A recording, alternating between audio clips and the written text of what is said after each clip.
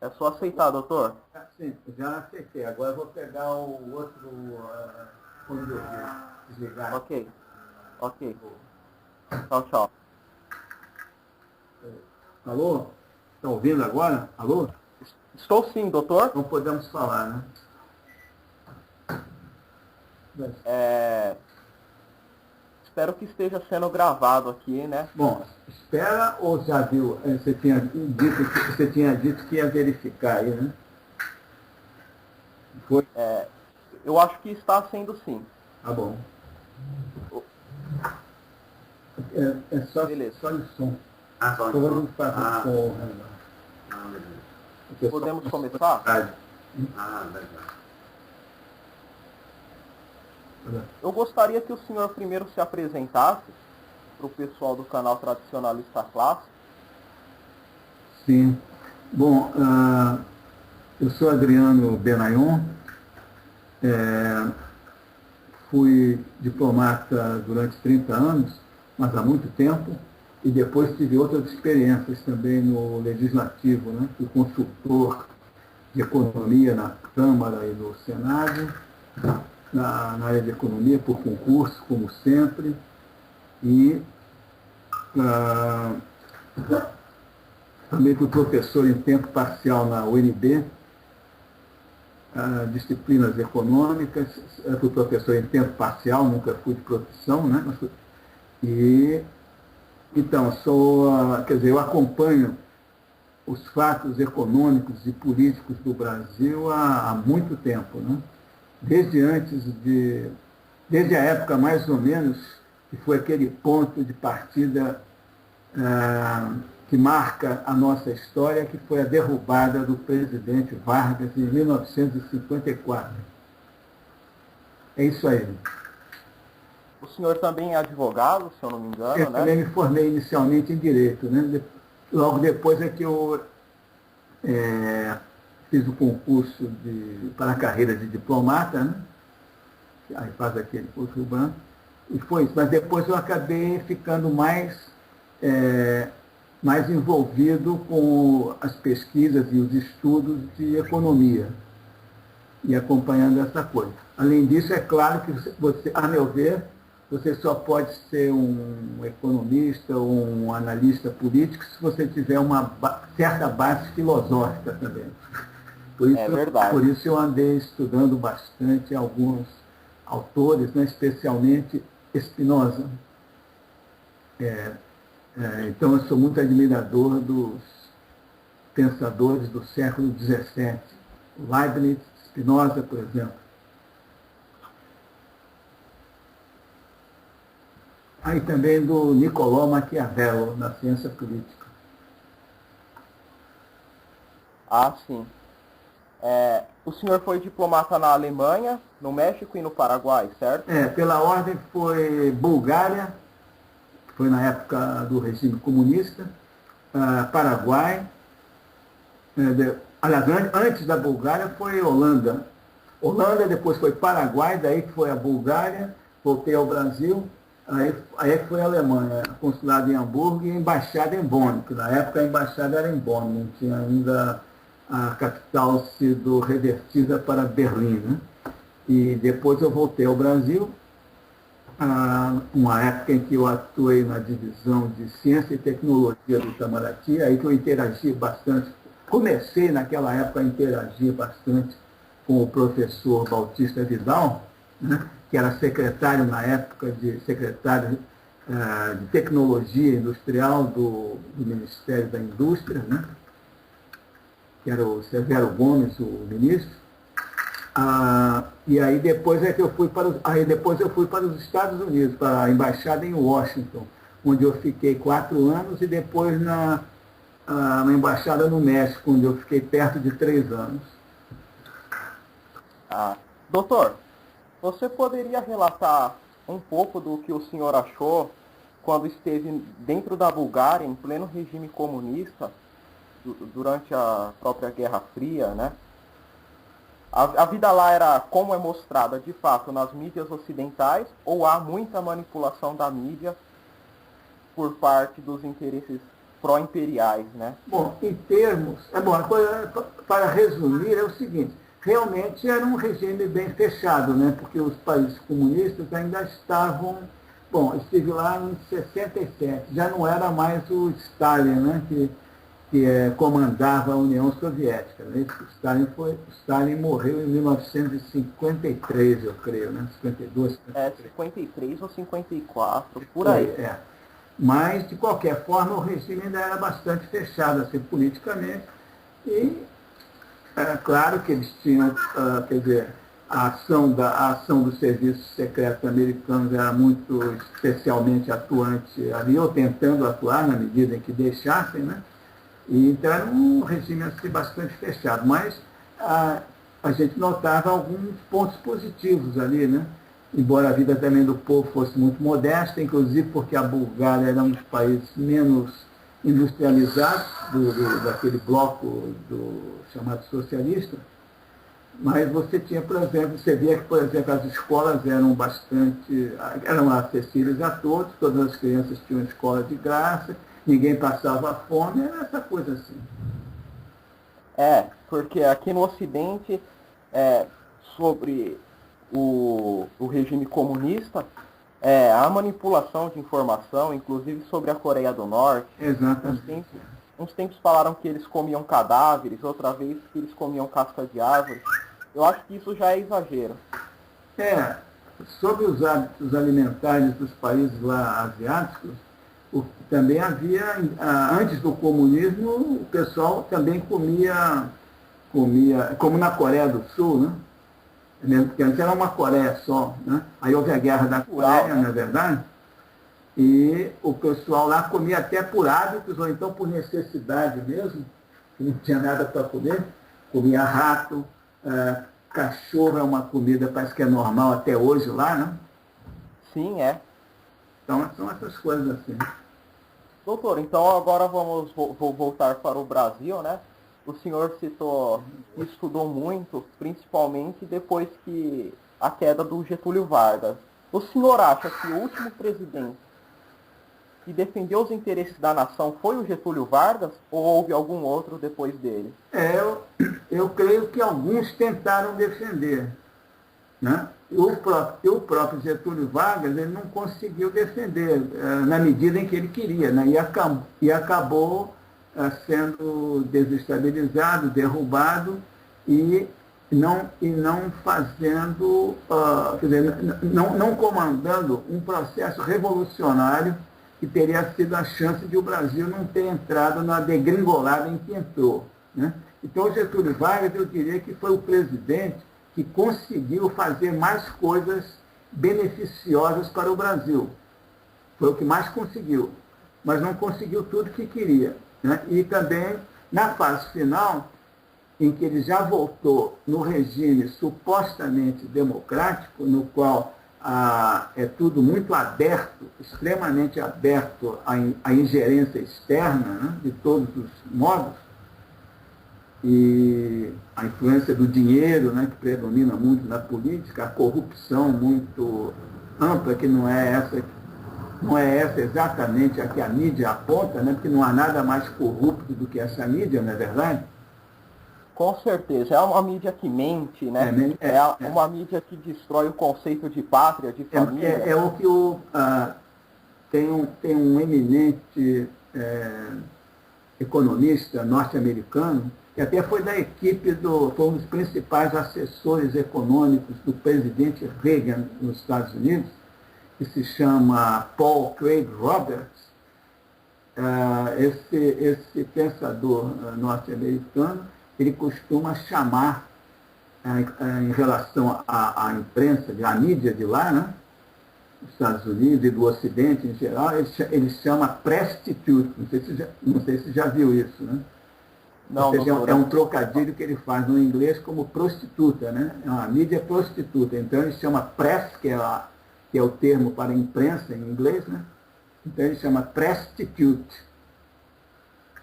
Porque sempre foi uma mídia comprada, vendida a dinheiro e a serviço, lógico, de quem tem mais dinheiro no mundo, né? que é o império, que é a oligarquia financeira anglo-americana, né? Quem tem mais poder de influência, inclusive nas universidades também, para influenciar o pensamento, mas age muito através da mídia, da imprensa, lógico, na base essa da corrupção, do dinheiro solto, né? Eu decidi Mas acho que eu não concluí aquela coisa do Getúlio. Fui fazendo uma digressão, não? Né? Desculpe, só a volta a isso. Pode falar, doutor. Pois é. Então, eu estava falando do Getúlio Vargas, então ele conseguiu, na realidade, realizar muito na época em que não estávamos num regime desses democráticos, entre aspas, né? Embora ele era um pouco refém, inclusive da falta de meios do Brasil na época e também dos militares, né? Que quando foi dado o golpe militar, né, do chamado Estado Novo, né, em 1937, foi aí que Getúlio teve um período eles ficaram chamando de ditador, justamente, né? E teve esse período de regime assim, discricionário de 1937 a 1945, quando o próprio exército, então, já muito influenciado pelos Estados Unidos e pela campanha na Itália, né, a serviço dos Estados Unidos, derrubou-o, né, em outubro de 1945. Bom, e antes disso, Getúlio Vargas tinha sido chefe do governo provisório, onde ele veio na crista de uma revolução, mas que na realidade foi também mais militar e política do que outra coisa, sem muita participação do povo, embora o povo apoiasse. E nessa Revolução de 30, o Getúlio Vargas, inclusive é um traço interessante da personalidade dele, ele nunca foi assim um chefe revolucionário propriamente dito. Um estatista, né? Não, ele era o político mais proeminente do Rio Grande do Sul. E era uma revolução que, foi uma revolução que dependeu da força militar das polícias de Minas e do Rio Grande do Sul, e que teve como chefe do Exército o general Góes Monteiro, que na época era tenente-coronel, e não se promoveu a título maior. Mas esse depois acabou vindo para em 45 ele já estava fazendo o jogo dos norte-americanos.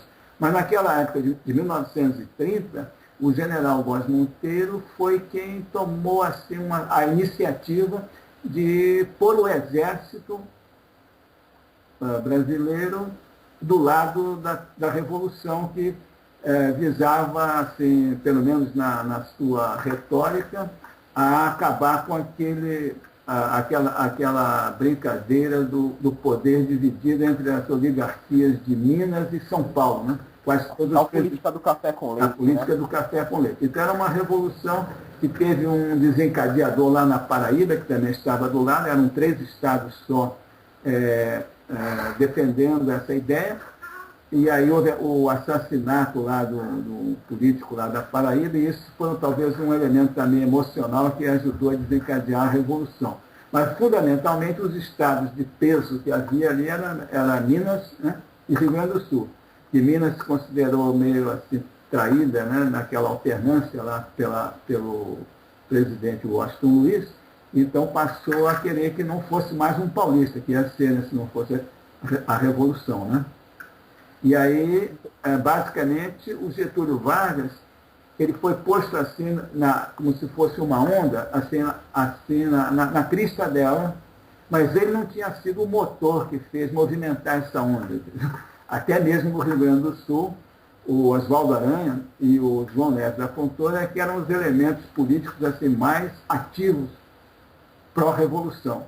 Getúlio Vargas sempre foi um político, tinha sido, inclusive, ministro, tinha acabado de sair do cargo de ministro da Fazenda do presidente derrubado, foi derrubado pela Revolução, era governador do Rio Grande do Sul, voltou para exercer o mandato de governador, né? E foi nisso que foi desencadeada a Revolução. Então ele entrou como chefe do governo provisório, fundamentalmente porque ele realmente era um líder muito hábil e porque era o político mais representativo do Rio Grande do Sul. Só por isso. Mas então quer dizer que o temperamento dele nunca foi de briga, assim, propriamente.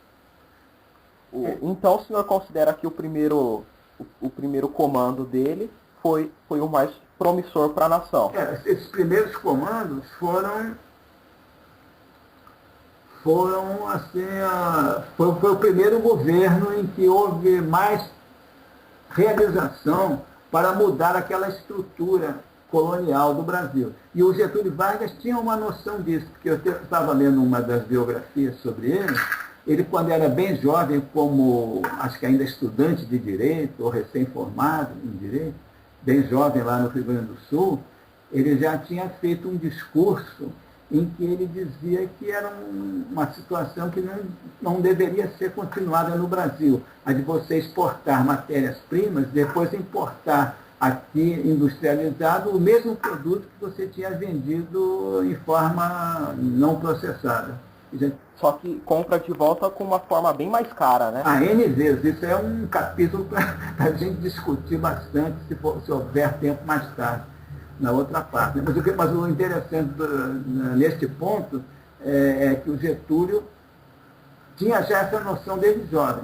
E era um homem inteligente. Ele lia o Balzac em francês, e o Balzac é um formador de certa consciência sobre a economia, melhor do que muito economista de profissão, porque ele era um observador da sociedade francesa ali na primeira metade do século XIX, um pouco mais, né? E como observador da sociedade, ele também percebeu aqueles golpes dos banqueiros, né? E isso está descrito em romances dele, né? É uma coisa interessante, né? Que muita gente nunca toca nesse assunto, nem sabe disso, né? Mas muito pouca gente sabe sobre a história do país, né? Então o cara tem que ter um pouquinho de cabeça, né? Um pouco também de noção, né? Um pouco, né? Não só inteligência, né? Que alguns têm inteligência, mas são totalmente ignorantes. Aí também não adianta, né? Tem que ter noção. Um pouco de noção da história, um pouco de noção da história, um pouco de noção, né, de como essa coisa da bandalheira financeira funciona, essa coisa, um pouco dessas coisas, né, que nem muitas delas são ensinadas nas escolas, né? Por exemplo, eu aprendi que em usar o termo ditadura do Estado Novo. E por outras fontes que eu pesquiso, não foi uma ditadura, né? Bom, na realidade foi um regime de exceção, mas imposto pelos militares, sobretudo porque eles estavam, eu creio, essa é a avaliação que eu faço, né? E por muita conversa com pessoas que tiveram alguma experiência e algumas leituras, né? Então, a avaliação que eu faço dessa coisa de 37, né, é que os militares ficaram muito impressionados e muito anticomunistas em função da chamada intentona comunista, né, que foi um levante de alguns militares comunistas, né, em 1935, em novembro de 1935, né, e que então os militares, além de eles já serem muito assim, influenciados por todo esse pensamento conservador e muito influenciados também pelas esposas, que são muito católicas, e a Igreja Católica também tem uma posição naquela época muito anticomunista, e a própria violência que os militares alegam que foi praticada por esses pretensos revolucionários comunistas em 1935, tudo isso condicionou aquilo que o Império Anglo-Americano industrializa, né, capitaliza até hoje no Brasil, que é o anticomunismo.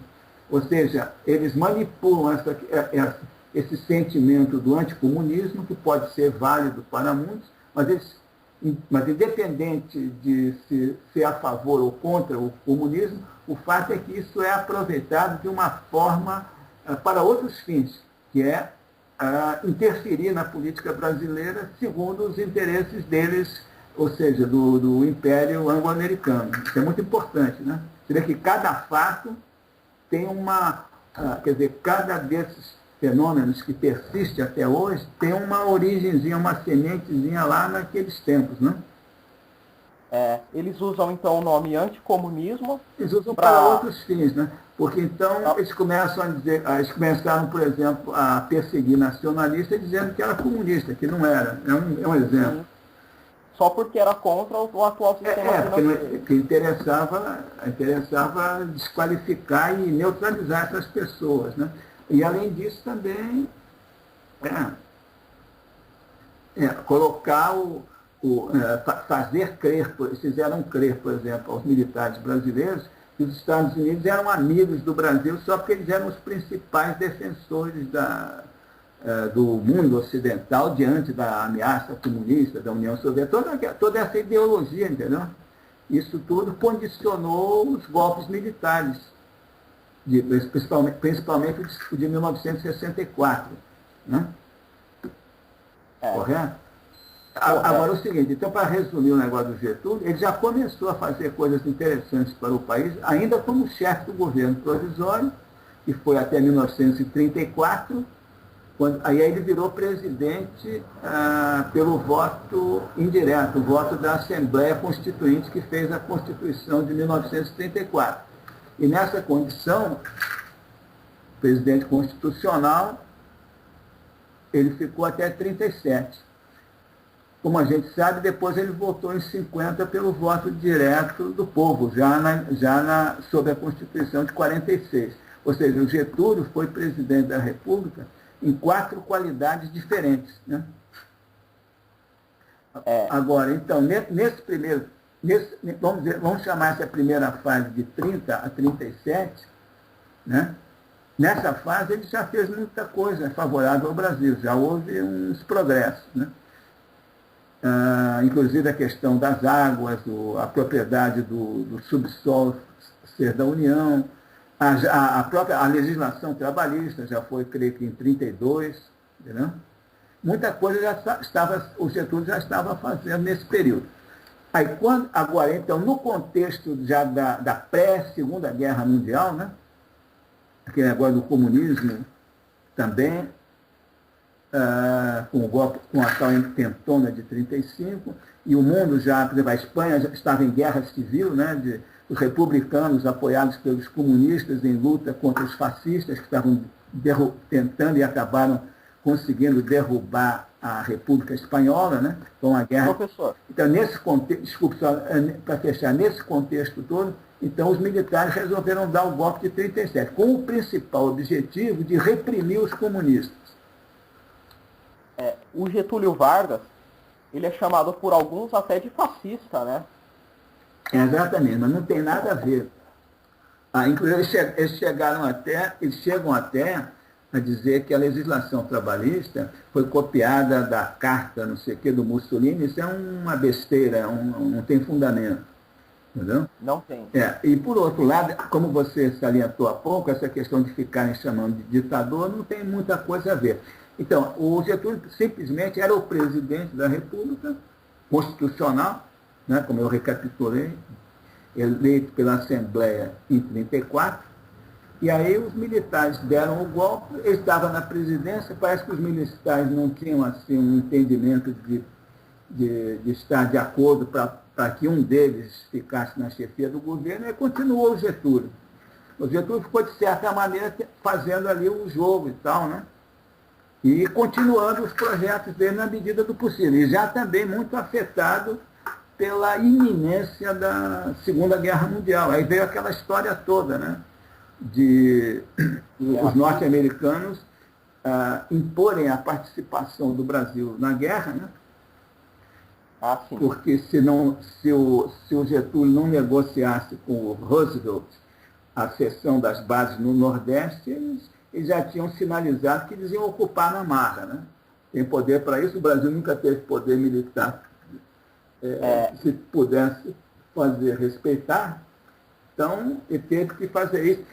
Ou talvez o erro que ele cometeu aí, a meu ver, nesse contexto da Segunda Guerra Mundial, foi fazer questão de enviar a força expedicionária para a Itália.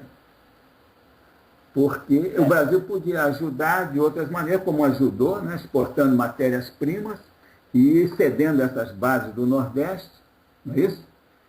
Mas, Doutor, sim, diga. teve até um comentário dentro da própria história de que um navio brasileiro na costa foi bombardeado por submarinos alemães e por isso ele mandou as tropas lá para a Itália. Isso aí foi o próprio americano ou foi de fato o alemão? Não, isso aí a gente não tem uma conclusão a respeito. A maioria dos observadores, estudiosos, alguns até mais ou menos insuspeitos, creem que foram os alemães mesmo. Agora, e foram muitos, não foi só um navio, não, foram muitos navios, né? Morreram muitos passageiros brasileiros, né? Realmente houve muito. Aí houve,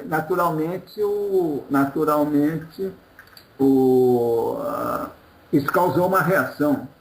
E possivelmente, em parte, isso também foi explorado pelos partidários da aliança com os Estados Unidos, né? E agora de qualquer forma, fosse lá porque fosse, ou como satisfação ao povo por causa dessa agressão alemã, não sei o quê, fosse como fosse, o envio da Força Expedicionária Brasileira foi um erro muito grande, que inclusive ajudou a derrubar o Getúlio em 1945. Eu vou explicar por quê. Porque o Brasil não tinha força preparada, não tinha tropas preparadas para participar de uma guerra mundial. Então teve que pegar o pessoal assim, despreparado, recruta, um ou outro mais preparado, e sem sequer recurso, nem uniforme tinha para prover, inclusive lá no frio, né? Que eles foram para a campanha na Itália, não só não tinha armas, como não tinha nem sequer outros recursos de material para a sua tropa. E uma tropa que não foi muito preparada, mas se comportou muito bravamente. Mas o que aconteceu em resultado disso foi que os oficiais brasileiros foram colocados sob o comando de uma divisão norte-americana. E aí começou aquele, como é que chama? Aquele papo no ouvido, né? Os serviços secretos americanos logo arranjaram uns oficiais de ligação muito espertos, falando português muito bem, né? E fazendo, então, o comando norte-americano estabelecendo relações muito boas com os oficiais brasileiros. E o pior, e depois é o seguinte, antes de terminar a Segunda Guerra Mundial, já tinha começado a guerra com a Rússia, que eles chamam de fria, né? Guerra com os Estados Unidos. E quando eles viram que a Alemanha estava derrotada, o Japão também, antes mesmo de terminar a guerra, aí já começou a disputa contra os dois. E aí os militares americanos, tendo estabelecido essas boas relações com os brasileiros, e principalmente os seus representantes de serviços secretos, né, oficiais de ligação, como veio a ser aquele Vernon Walters, né? Eles então aproveitaram também para industrializar em seu proveito aquele sentimento anticomunista dos militares brasileiros. Entendeu? E aí fazer o jogo deles, né? Então criou aquela equipe que eles chamam da Sorbonne, não sei o quê, que era a Escola Superior de Guerra, cujos participantes foram oficiais brasileiros que participaram, alguns desde o golpe de 45, que derrubou o Getúlio, que foi uma coisa cretina, que eu posso qualificar assim, porque o Getúlio já ia deixar o poder, que ele já tinha marcado a eleição, né? Aquilo foi só para humilhá-lo, esse golpe de 45, para dizer que ele era ditador. Então o discurso foi que o Brasil tinha lutado em defesa da democracia, esse papo aí, né? E que então não tinha, por coerência, tinha que tirar o ditador daqui. É a tal de democracia disfarçada de imperialismo, né? Pois é, democracia disfarçada de imperialismo. Os Estados Unidos, que nunca... Quer dizer, o Império Britânico e os Estados Unidos, que é o que eu chamo a oligarquia anglo-americana, detestavam Getúlio. Qualquer pessoa que tivesse, qualquer governante que tivesse feito tantas medidas como o Getúlio fez, assim, que não chegaram a assegurar a soberania do Brasil, mas deram grandes passos nesse sentido, como chama em francês, uma bête noire, uma besta negra para eles, quer dizer, é um negócio que tem que ser abatido de qualquer jeito e desmoralizado, se possível. Então, a primeira Os sugadores. Hein? A primeira... São os famosos sugadores, né? Pois é, está dentro da lógica, né? Tudo que eu estou falando está no raciocínio lógico, né? Sim, sim. Então, mesmo o Getúlio já estando prestes a sair, após uma eleição presidencial que ele mesmo marcou e arrumou, né, como chefe do governo, então ele foi derrubado em 45 praticamente só para marcar isso, humilhado, estamos tirando o ditador, não sei o quê, né? Que a partir de que o Getúlio fez alguma coisa pelo país, ele passou a ser um alvo, né, como foi depois, né, quando ele voltou eleito pelo povo. E foi derrubado novamente em 54, desestabilizado. Aí houve aquela armação do golpe de Toneleiros, que se desse tempo, a gente ainda poderia depois falar sobre isso. Eu não sei se eu encerrei. Quando você fez uma pergunta, a sua pergunta que rendeu tudo isso, foi se o Getúlio... Estou até rindo, né? Não tem problema.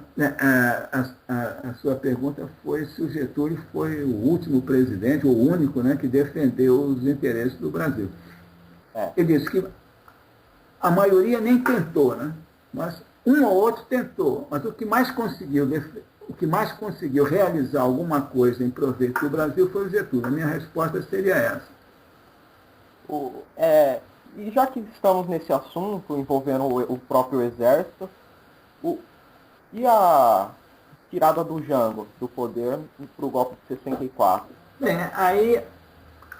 Eu considero que o golpe decisivo foi o de 54, quando tiraram o Getúlio,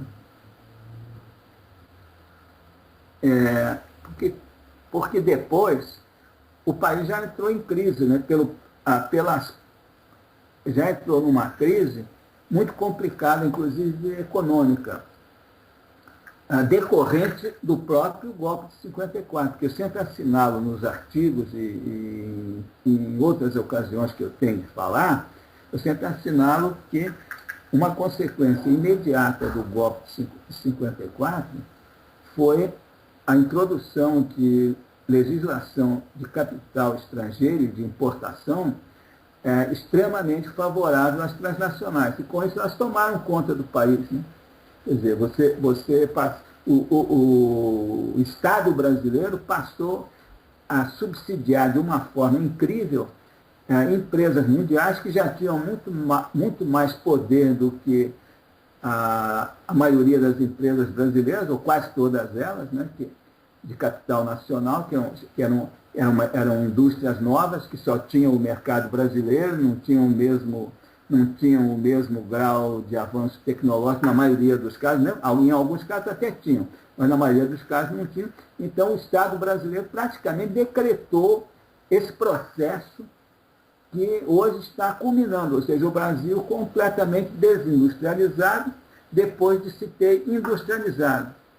Ele se industrializou quando? Principalmente porque todo mundo... Quando Vargas. A partida era Vargas, mais ou menos, de 30. Já tinha começado a ensaiar um pouco antes, pela própria tendência natural das coisas, sem muita intervenção. Ensaiar um pouquinho. Esse processo da industrialização brasileira, que a maioria dos ignorantes, mal ensinados por economistas de Araque, que não pesquisam muito, não é verdade? É verdade. Eles dizem que o Brasil era um país completamente desindustrializado aí nos anos 50. Isso é mentira. Porque eu mostro no meu livro que o processo de substituição de importações avançou muito na época da primeira metade do século XX. Né? E também comento muito o que eu conversava, o que me falava e falava a outros também, aquele ministro Severo Gomes, né? Que ele era um homem bastante erudito, foi ministro da Agricultura e depois da Indústria e Comércio, que eu mencionei na época do Bautista Vidal, né? Bom, ele comentava o seguinte, que a Argentina e o Brasil se industrializaram muito naquela época, graças ao fato de que as potências mundiais os tinham deixado um pouco de banda, né? Estavam muito ocupados com o conflito lá da Primeira Guerra Mundial, houve uma depressão econômica muito duradoura e funda nos anos 30 e depois a Segunda Guerra Mundial. Então, em função dessa coisa que cortou de certa forma, e com a guerra você corta um pouco o comércio normal, né? Com as áreas periféricas. E com a depressão econômica também, eles passam a importar menos. Então, significa que todos esses eventos emendados significaram uma espécie assim de isolamento, né, da América do Sul, comparativamente ao comércio que havia em épocas normais. E foi isso que você, não podendo importar, você passou a produzir aqui, entendeu? Foi isso que estimulou. Ou seja, isso aí é muito importante como consequência para as pessoas entenderem que o capital se desenvolve aos pouquinhos, não precisa quantidades brutais de capital. Diziam que o Brasil era um país pobre, que não tinha capitais, não precisava nada disso. Isso aí se faz à medida que a indústria cresce, entendeu?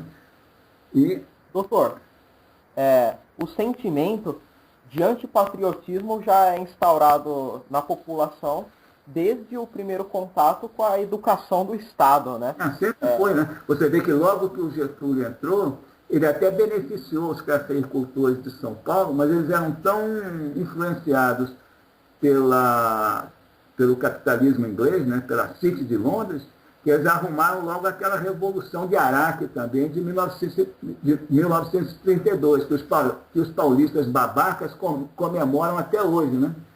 Com a tal tática do dividir para conquistar, né? Sempre. Ou seja, eles tentaram fazer uma revolução contra a Revolução de 30, a partir aí daqueles barõezinhos lá do café, aquela oligarquia paulista que era vinculada aos britânicos, né? E aí chama isso de revolução constitucionalista. Exigir, cujo moto era exigir que se fizesse uma constituinte.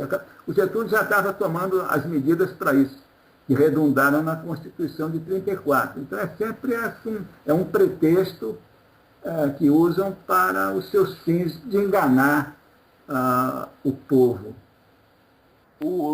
Esse tipo de capitalismo usa a tal estratégia do dividir para conquistar. E também o dividir para conquistar. E usar tudo que é causa boa para as pessoas desinformadas acreditarem que se está defendendo mesmo essa causa boa, como direitos humanos, como direitos dos indígenas,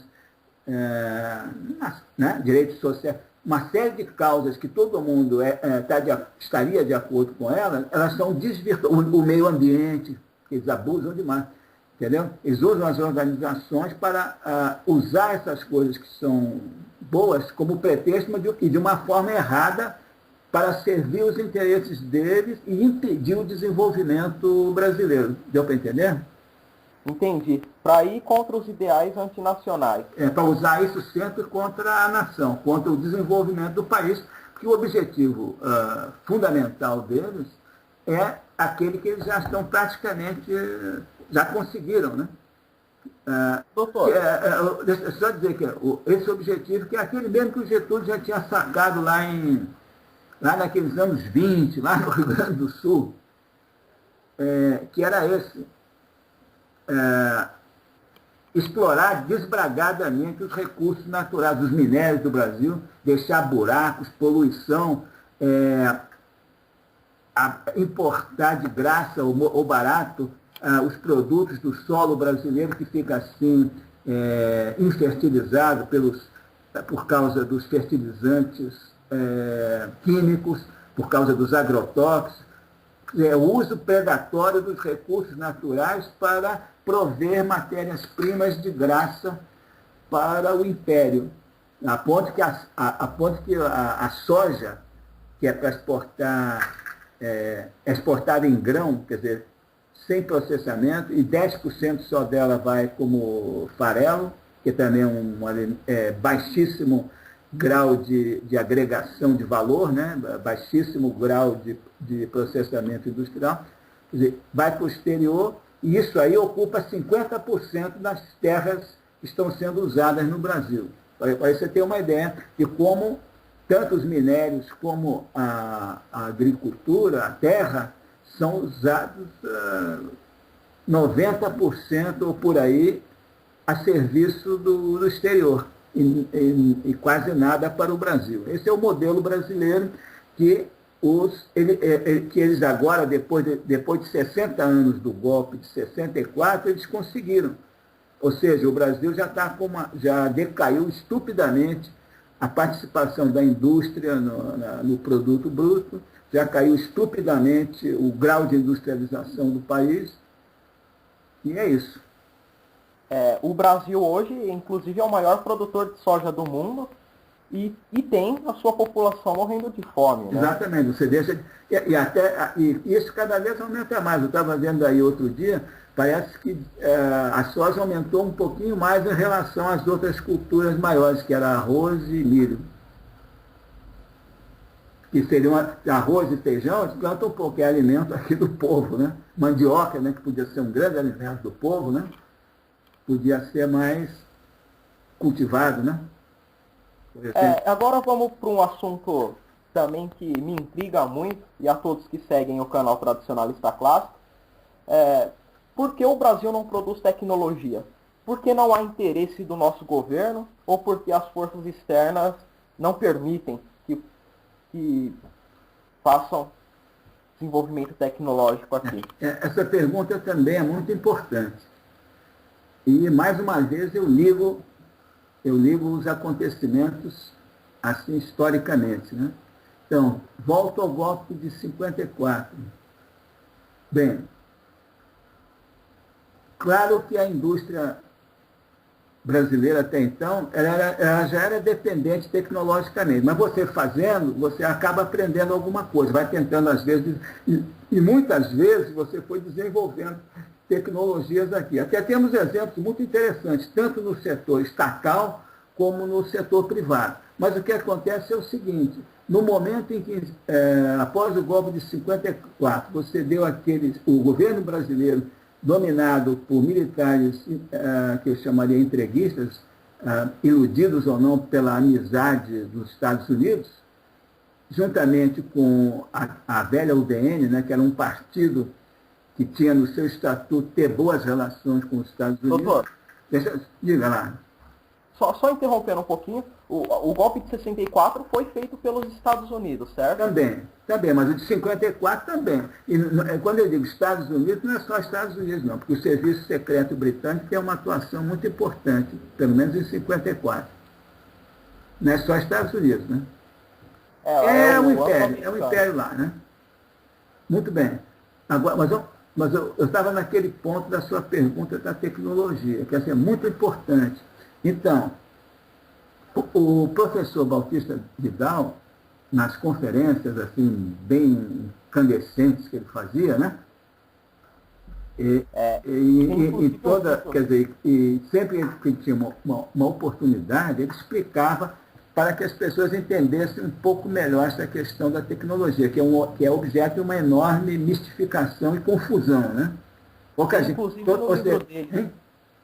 Tem inclusive no livro dele o esfacelamento da nação. Né? Pois é. Então, todo mundo fala em tecnologia, mas a grande maioria não tem noção exata do que seja, né?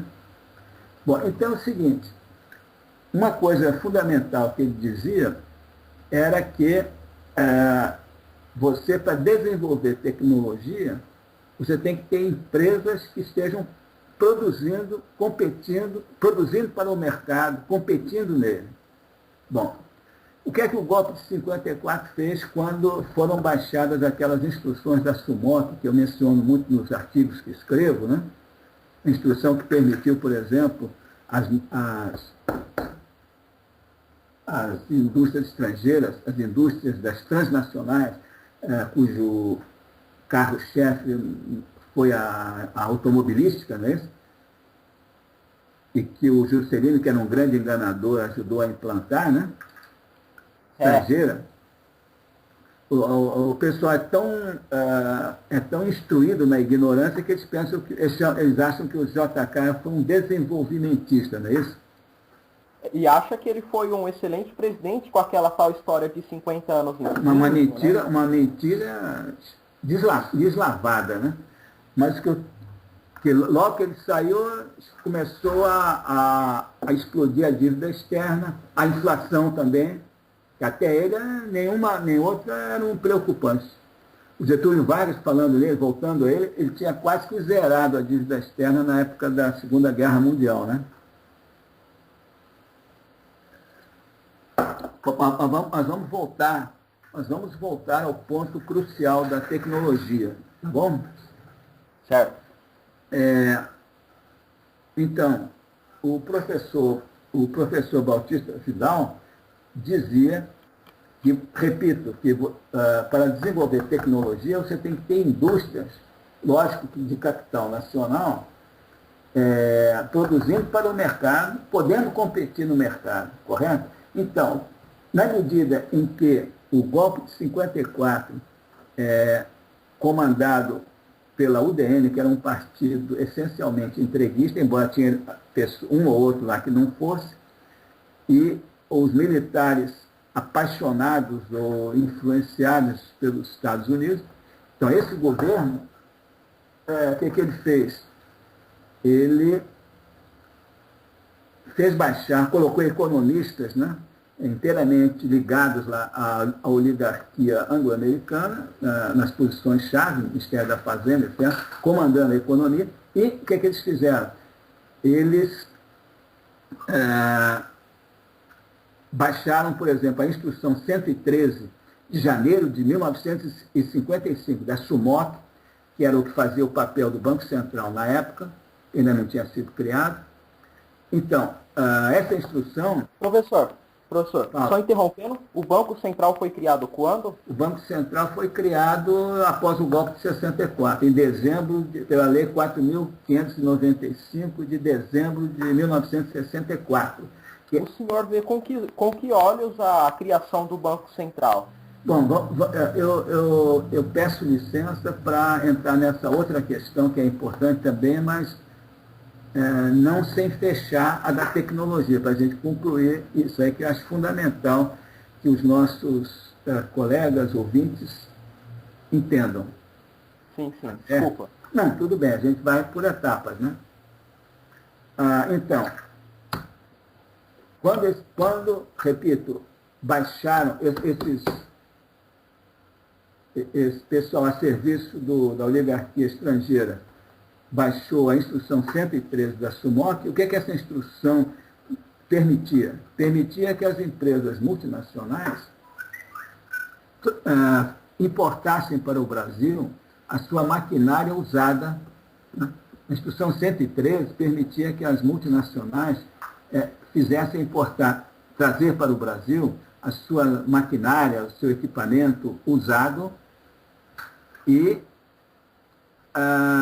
declarar um valor para ele, que já não tinha nenhum, né, porque esse equipamento já estava sucateado lá no exterior, já tinha sido amortizado, já tinha sido pago N vezes através das vendas nos mercados originais e nos mercados de vários outros países, cada um dos quais tinha dimensão econômica 20 vezes maior que o Brasil, ou pelo menos 10 vezes.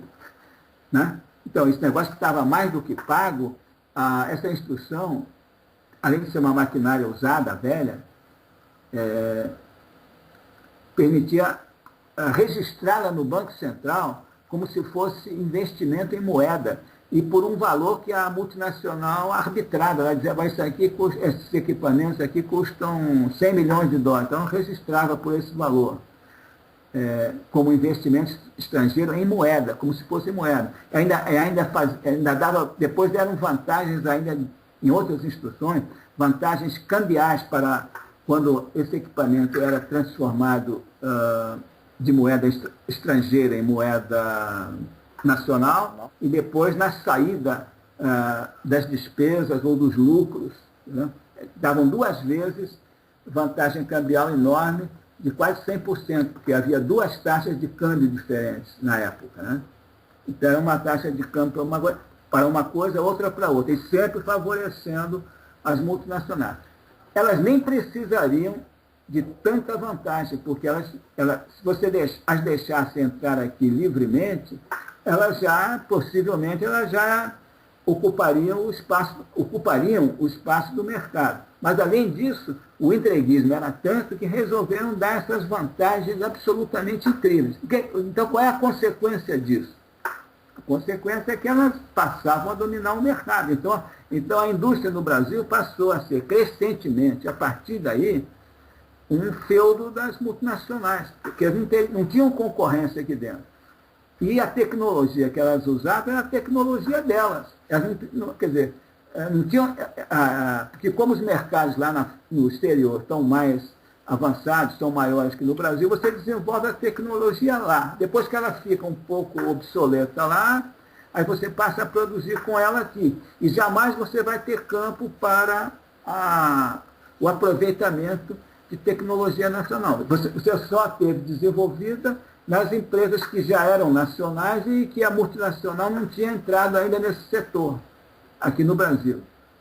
E nas estatais, por exemplo, que foi o caso da Embraer, a raiz das pesquisas do CTA, Centro Tecnológico da Aeronáutica, a própria Embraer na agricultura, na Petrobras, depois na Telebrás, nas telecomunicações, que eram empreendimentos nacionais, em setores onde normalmente o setor privado não entra, e depois isso pouco, que era o pouco que o Brasil tinha conseguido preservar, que a maioria dos mercados de consumo foram dominados pelas multinacionais. O JK ainda ampliou mais aqui e entregou tudo aí às multinacionais, né? Com a Volkswagen trazendo uma tecnologia dos anos 30 nos anos 50, ou seja, 20 anos de atraso, né?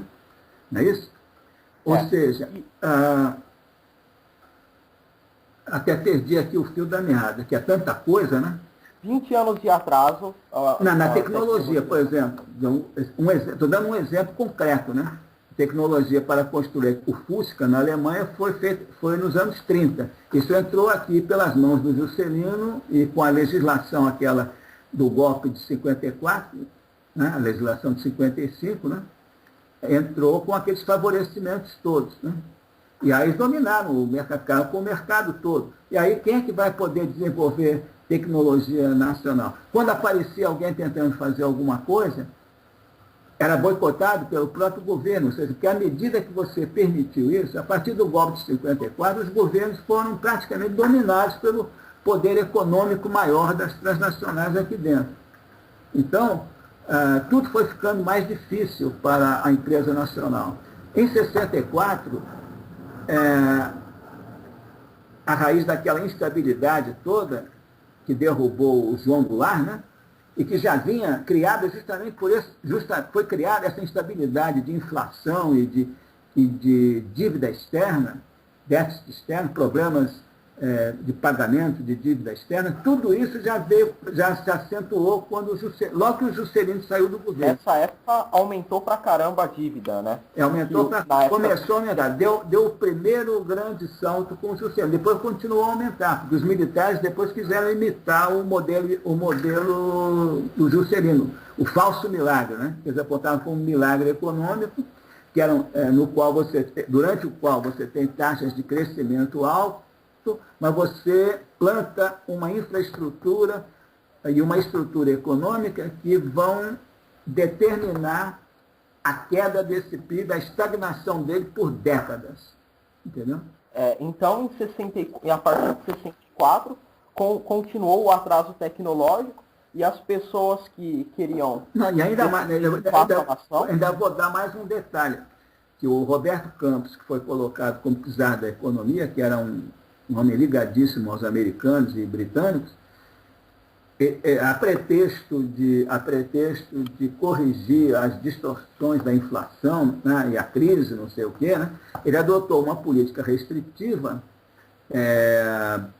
reduzindo os investimentos públicos, apertando o crédito. O que isso significa? Significa você acabar com um montão de empresas nacionais, que só a empresa nacional é que depende do crédito aqui do país. Que se torna proibitivo. Ou ela aumenta os custos dela pagando taxas de juros absurdas, ou ela não pega crédito nenhum, mas ela normalmente precisa. Enquanto que a multinacional não precisa, ela tem acesso a dinheiro baratíssimo, a juros baratíssimos no exterior, e além disso ela não precisa, porque ela já domina o mercado aqui, entendeu? Então quando você adota uma política, primeiro você adota uma política estúpida de expansão sem poder se expandir, porque está expandindo dentro de uma estrutura errada, que é o Juscelino Kubitschek e são os governos militares do Costa e Silva e do Médici e do Geisel que tentaram fazer uma expansão econômica, industrialização muito grande, investimentos de infraestrutura, tudo isso está muito bem, mas não com a estrutura errada de dependência financeira e tecnológica, que eles fizeram isso dentro dessa estrutura, está entendendo?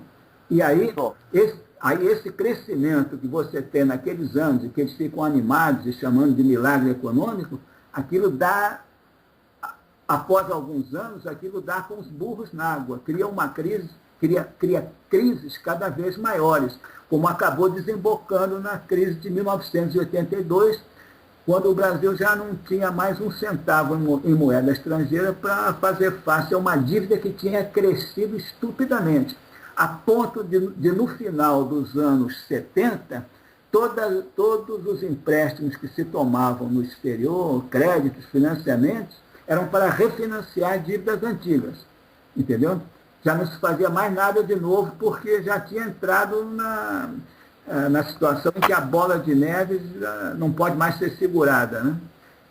E a nossa moeda passou a valer menos que papel higiênico, né? Pois é, então, inflação sempre em alta, e o pior é esse serviço da dívida, que aí foi sendo altamente agravado, porque quando foi em 1979, além de o Brasil já estar nessa situação de, como é que eu vou dizer, já de ter se endividado tanto, estar pagando tantos juros que já não dava muito para pegar nada novo, né? Só reestruturar a dívida passada, aí o que acontece? Aí os gringos começam a ver, bom, agora eles já estão numa situação difícil, então agora nós temos que segurar esse crédito aí, né? Aí o que acontece? Para fazer esses refinanciamentos, reestruturações, você cobra taxas disso, taxa daquilo, comissão disso, comissão daquilo, aumenta os juros. E aí você teve também, além disso, você teve, independentemente da situação do Brasil, você teve em agosto de 79 a elevação das taxas de juros nos Estados Unidos, uma elevação brutal. E como mais da metade da dívida externa brasileira era negociada em taxas variáveis, as novas taxas de juros lá da taxa preferencial dos Estados Unidos e a LIBOR da Inglaterra, passaram a valer essas novas taxas altíssimas. Isso, então, desembocou numa crise insuportável que acabou amarrando o Brasil cada vez mais, por falta de soberania aqui do país também, amarrando o Brasil cada vez mais ao domínio financeiro externo. E que eu queria também completar o seguinte, que quando eu falei, outra coisa importante também, né? Quando eu falei de que em 64 entrou o Roberto Campos, né, para acabar de liquidar um montão de empresas brasileiras, ou seja, completar o trabalho, né, que em 54 fizeram via as multinacionais, né? Em 64 fizeram uma rátzia, né, para acabar com um bocado de indústria nacional, né? Entendeu? E aí o que sobrou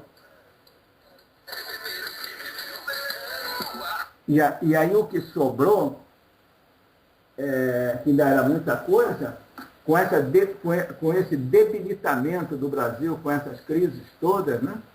A partir dos anos 80, o que é que aconteceu? Eles conseguiram meter depois aqui o Collor e o FHC, que aí desnacionalizaram de graça, entregaram tudo que tinha sobrado, que era de tecnologia e empresas de grande poder do Estado brasileiro e também privadas, e bancos privados e tudo. Aí torraram grande parte do que tinha sobrado daquela devastação dos anos 60. Foi uma doação, né? Uma doação. Não, foi pior que uma doação, foi um negócio absolutamente incrível, que é fazer o Estado gastar para perder patrimônio, né?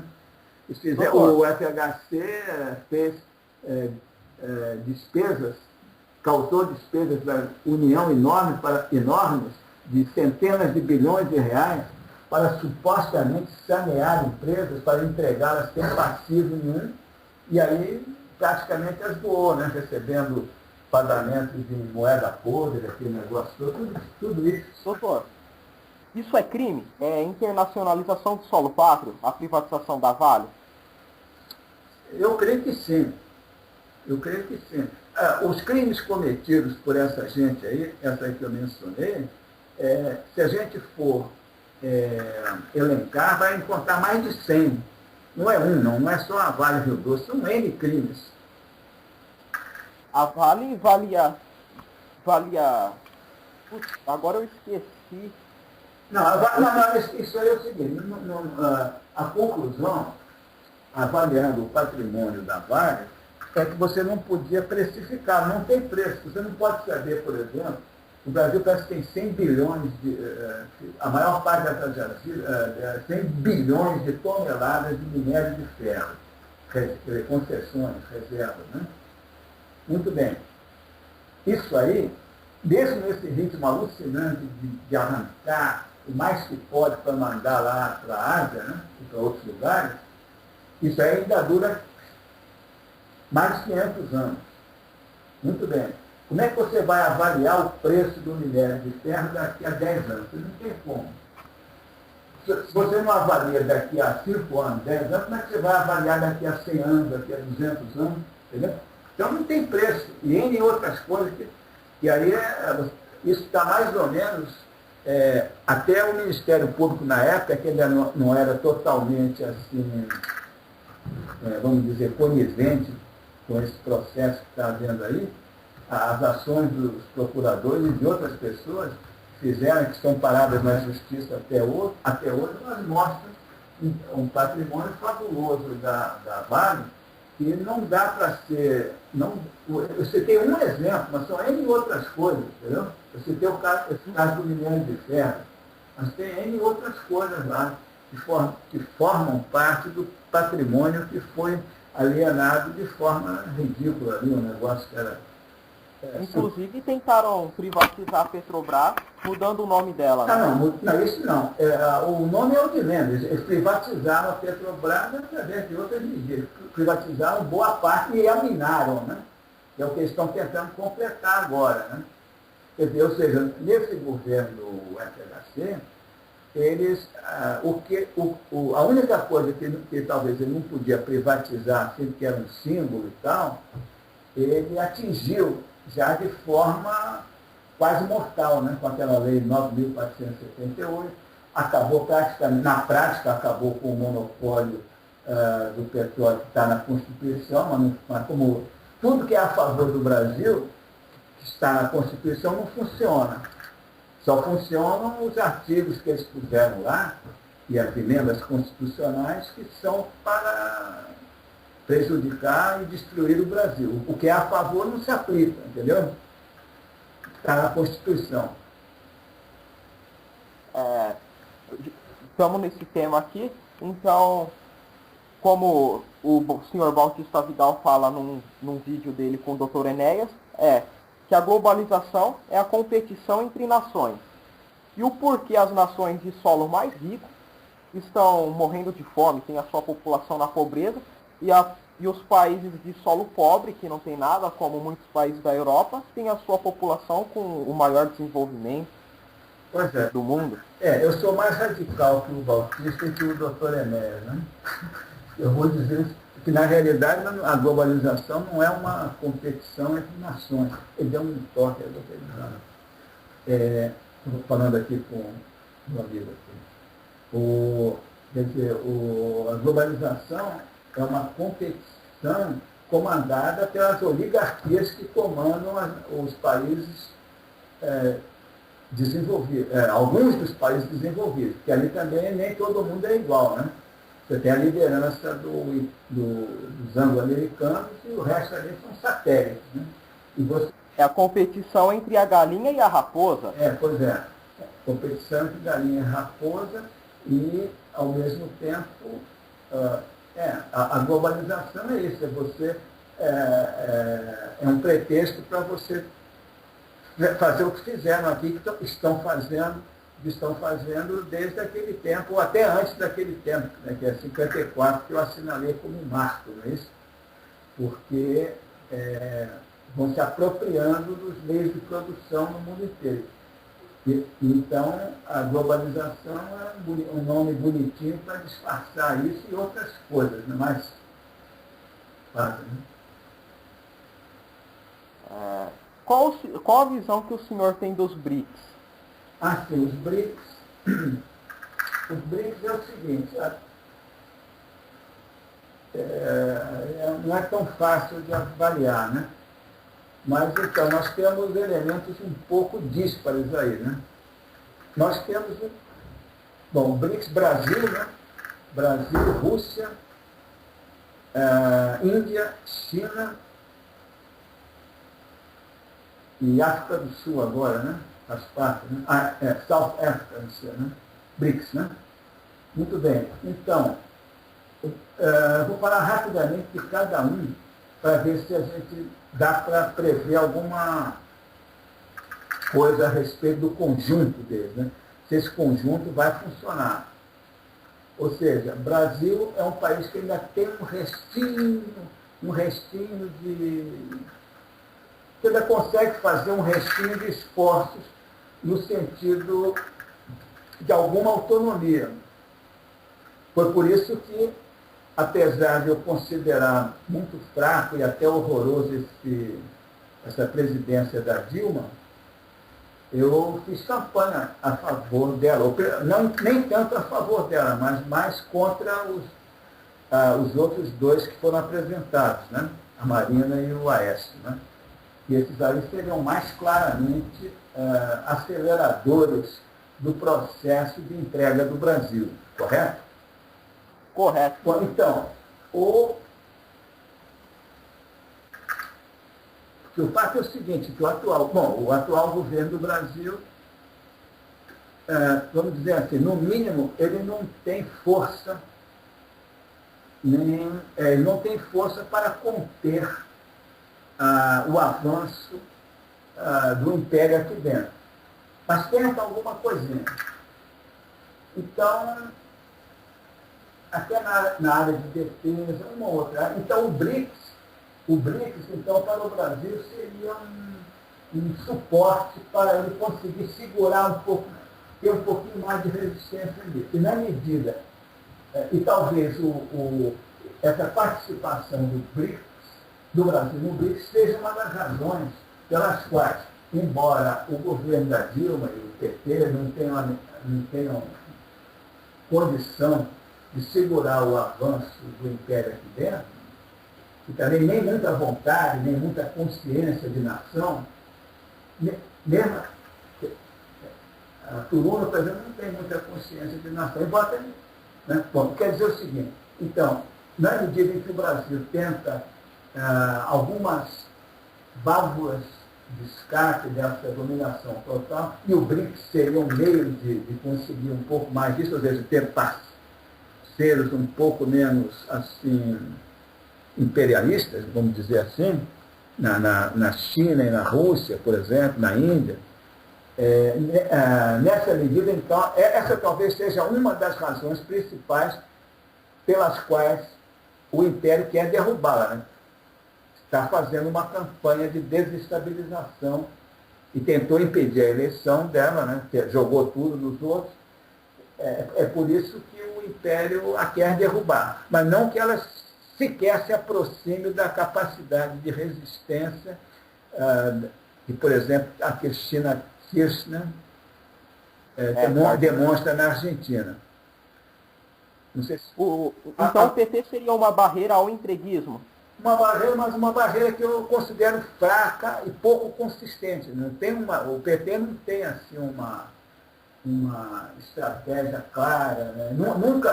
Eu nunca vi, por exemplo, nas declarações do Lula, que eu cheguei a ler desde os anos 80, basta dizer o seguinte, uma pessoa para ter espaço nas páginas amarelas da Veja é porque ela não é hostil ao Império, né? É amiga. Senão não teria, não estaria sendo divulgada na revista Veja, nem no Globo, nem coisa nenhuma dessa. Não é verdade? Nas tais prostitutas, né? Quer dizer, doutor. Agora, mesmo assim, talvez ele tenha outras ambições, mais jogo de cintura e sabe que precisa alguma coisa de sustentação local. Então, alguma coisa ele andou tentando fazer, embora no grosso ele cedeu ao Império. Ele não quis comprar briga com o Império. Se é que ele alguma vez teve essa intenção. Ou seja, como eu disse, ele nunca teve, desde que até a própria entrada dele na política é altamente suspeita, né, regida pelo próprio regime militar.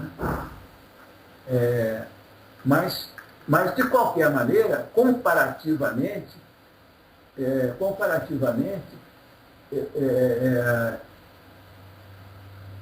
ele é menos ativo, menos ansioso por entregar tudo do que os outros aí, que são agentes claros, né? Basta você analisar aquelas coisas todas que ocorreram no regime na presidência do FHC, duas presidências obtidas por meio de fraude, claro, né? Não é verdade? Basta comparar com aquilo, que embora seja muito ruim agora. Bom, em suma é o seguinte, o que eu quero dizer em relação a essa coisa do Brasil é o seguinte, é que nós não podemos contar com o PT para evitar que o Brasil seja destruído. Não podemos. Apenas, esse caso da minha posição na eleição foi uma posição assim de curto prazo, né? Quer dizer, vamos evitar uma aceleração maior agora, mas você não pode contar com isso. Você tem que criar aqui dentro do Brasil forças conscientes para virar esse processo. Esse processo, inclusive, não pode mais ser revertido dentro do quadro atual aí, né? Do quadro normal, vamos dizer, do sistema político. Deu para entender que isso é importante, certo? Doutor, então por vias legais, hoje não há mais chance de reversão por vias eleitorais. Não, dentro desse sistema não. Você tem que criar outro tipo de coisa, né? Não vamos chamar de via legal ou não legal, porque isso é igual, lei não quer dizer nada. Na lei o cara põe o que quiser, né? Como eles põem o que querem agora, não é isso? Está de acordo? De acordo. Doutor, e como o senhor enxerga... Eu não terminei o papo do BRICS, né? Rapidamente o BRICS. Então, você vê, por exemplo, a China e a Rússia parecem conscientizadas de que o império está cada vez mais voraz, que ele não vive sem guerra. Ele não vive sem ocupação cada vez maior de espaços. Né? E ele não hesita em nada, em nenhum grau de criminalidade, em coisa nenhuma. Ele nunca hesitou. Ele nunca hesitou em jogar bomba atômica, em fazer qualquer coisa, sempre em função da expansão do seu poder. Bom, então, esses países conseguiram desenvolver tecnologias militares, sobretudo, e a China hoje é uma potência realmente diversificada, né, em todos os campos da economia e da tecnologia. Não é isso? Por quê? Porque, primeiro, o governo lá não depende de eleição movida a dinheiro. Né? Isso é um fator fundamental. Se tivesse um sistema político de modelo ocidental, não teria desenvolvido o que desenvolveu nesses anos todos. Né? Muito bem. Como qualquer outro país que se desenvolveu neste século, qualquer país que se desenvolveu no século XX, por exemplo, Qual foi o outro? Coreia do Sul e Taiwan. Esses, ao contrário da China, que era um regime centralizado de esquerda, nesses era de direita, mas era de uma situação muito especial. Na linha de frente da Guerra Fria, e esses governos eram nacionalistas, embora de direita. Né? Na China é de esquerda, mas não quer dizer nada. O problema é você não ter um modelo servil. Não é servil. E por que servil? Porque o sistema político é movido a dinheiro, então acaba sendo servil, deu para entender? Uhum. Se você compra a eleição a dinheiro e na base do espaço na mídia, de quem é o espaço na mídia comercial? A mídia que tem audiência. O Brasil é diferente da Argentina. Na Argentina, o governo tem como se explicar. Ele tem um canal de televisão que tem audiência, que pegou como é que chama, a transmissão do futebol. É diferente. No Brasil não tem isso. Aqui é tudo privatizado. Aqui quem não tiver acesso a essas TVs comerciais não chega ao grande público, não tem acesso ao grande público. Como é que vai ganhar a eleição no sistema dele? Não tem como. É impossível. Eles fecharam o negócio. A gente pode demonstrar que a partir da Constituição de 88, você não tem democracia nenhuma. E todas as eleições foram manipuladas. É a ditadura do dinheiro. É a ditadura do dinheiro. Entendeu? Então, quando o cara defende os interesses nacionais do país dele, eles começam logo a chamar de ditador, que é o caso do Putin na Rússia, que, ao contrário dos Estados Unidos, concorre em eleições plurais. O que é uma eleição plural? É uma eleição que tem candidato que propõe uma política diferente da sua, não é isso? Nos Estados Unidos, na França, na Inglaterra, não existe. A União Europeia inteira, né? Não existe eleição plural. Por quê? Porque os supostos concorrentes vão fazer a mesma coisa no governo, vão ser empregados servis dos banqueiros, da ditadura financeira. Qualquer um. O trabalhista na Inglaterra, aquele tal do Blair, era pior do que os conservadores. Né? Os socialistas, entre aspas, na França, eles são mais partidários da aliança com os Estados Unidos e a Inglaterra do que os conservadores, que também são. Entendeu? Então não tem alternativa. E justamente eles classificam ao contrário. No Ocidente eles dizem que tem democracia. Né? Na verdade, e que lá na Rússia, na China, não tem. Não é isso que eles dizem? E é totalmente o oposto, na verdade, né? Pois é. Doutor, só uma coisa. Há um assunto badalado aí na internet sobre impeachment e intervenção militar da Dilma Rousseff. Isso daí são pessoas mal instruídas, com falta de preparo. Tudo isso que foi... toda essa ignorância que foi instilada no Brasil durante esses últimos 80 anos. Não é só faz parte do processo, né? Faz parte do processo. Por quê? Eles utilizam uma porção de coisa que não tem nada a ver. Volta àquela história que é muito importante aqui no Brasil, do anticomunismo. Quer dizer, vamos admitir que o anticomunismo seja uma coisa boa, correto? Para raciocinar, só para raciocinar. Que o comunismo e o anticomunismo seja uma coisa boa. Muito bem. Mas o que acontece é que isso aí é usado de uma forma emocional, distorcendo a história, distorcendo uma série de coisas para os fins do império. Ou seja, o que é que eu acabei de colocar? Está saindo? Alô, doutor? Oi, tudo bem? Tudo bem. Então, desculpe a interrupção, ver se eu fecho. Eu sei que isso é muito importante, essa questão aí, né? Que você perguntou aí desse negócio do impeachment. Então, eu estava voltando a essa questão de como as coisas são exploradas, né? Bom, então, a questão do anticomunismo. Então, eles puxam uma questão que não tem nada a ver agora. Utilizam, por quê? Bom, que o PT, quando foi criado, ele foi apresentado como esquerda.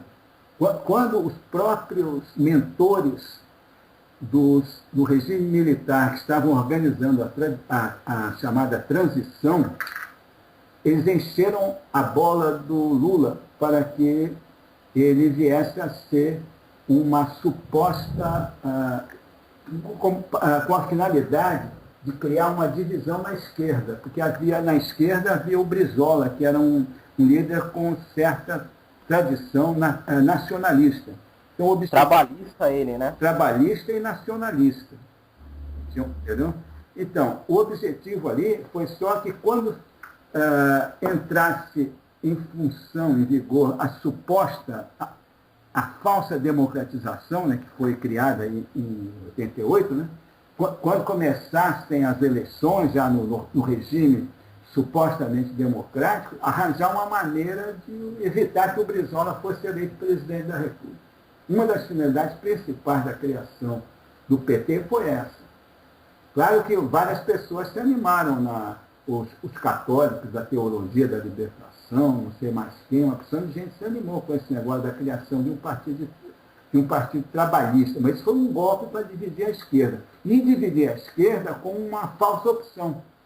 Um partido, um líder como Lula, apresentado como se fosse de esquerda, mas não era esquerda. E muito menos nacionalista, que é o que interessava para eles. Correto? Correto. O que interessa de fato é os interesses da nação. Bom, então criaram esse negócio. Então o que é que acontece?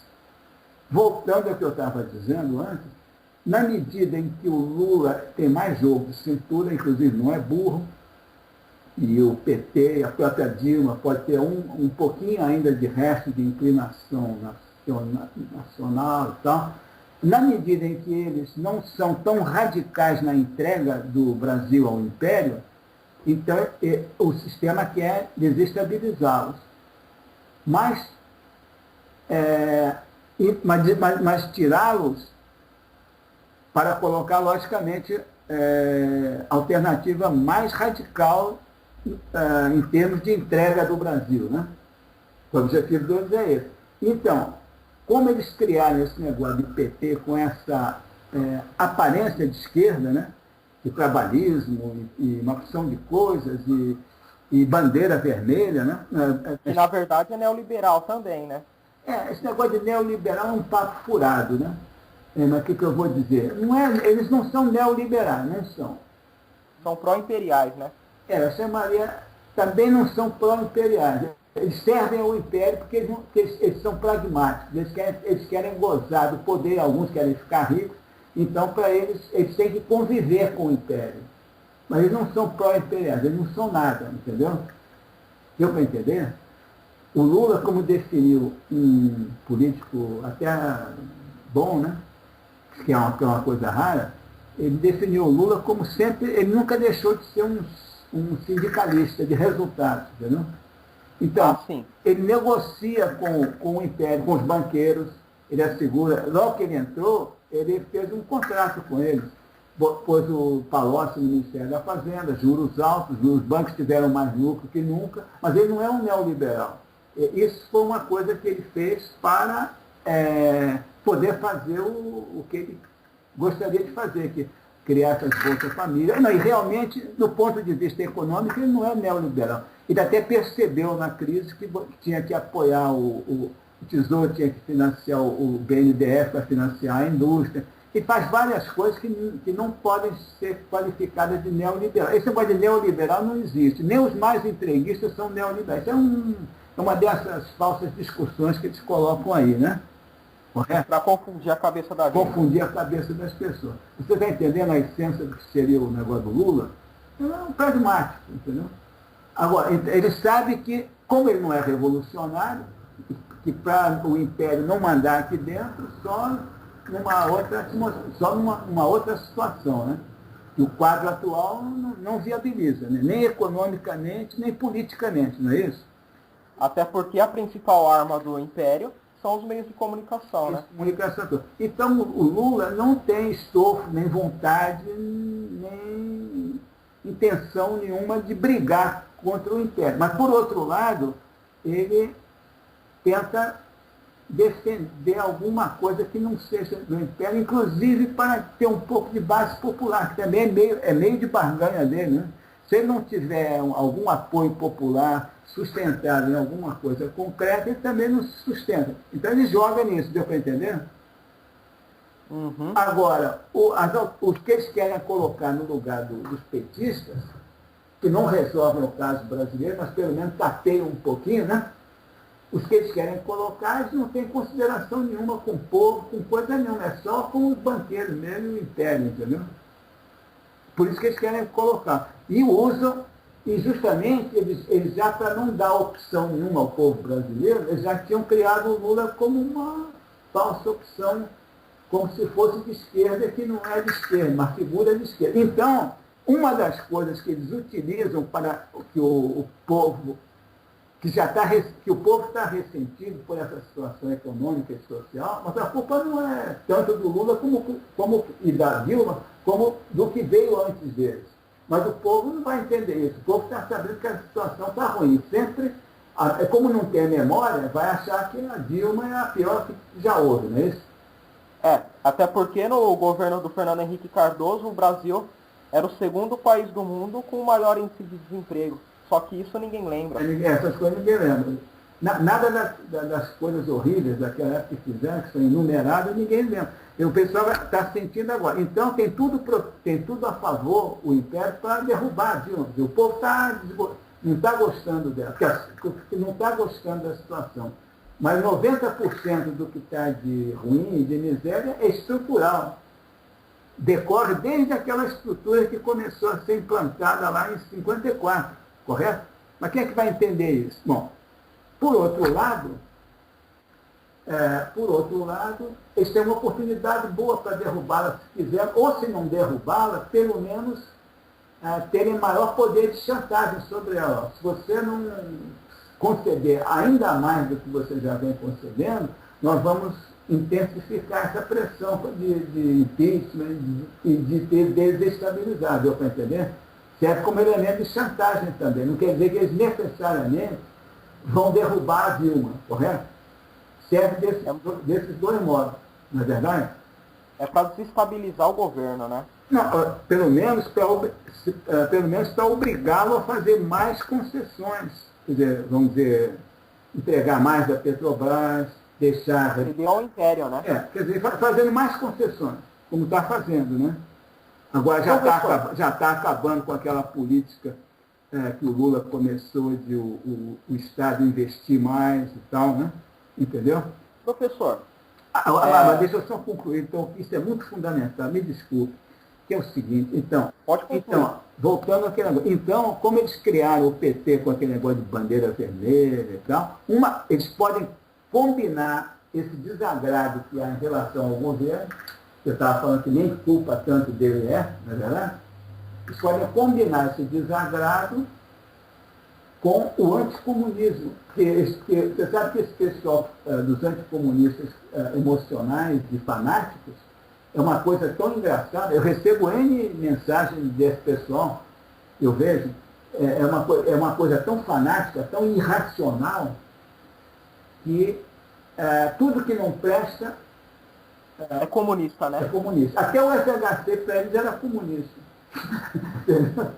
São os seguidores do Olavo de Carvalho, eu não sei se você conhece. Esse deve ser certamente um agente da CIA, né? Está nos Estados Unidos e está a serviço deles, né? Mas, né? Então ele é um dos N agentes, como tem esses jornalistas aí da Globo, da Veja, que também são, né?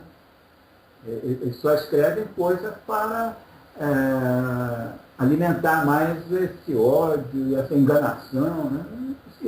Isso aí é normal, né? São os cachorros de guarda mais avançados, né, deles, né? Então, você entender como é essa manobra? Então, até hoje, e o PT foi ideal a jogada deles, né? Porque eles criaram, ajudaram a encher a bola do PT, um partido cheio de bandeirinha vermelha, falando de socialismo, falando disso, daquilo, mas só, entendeu?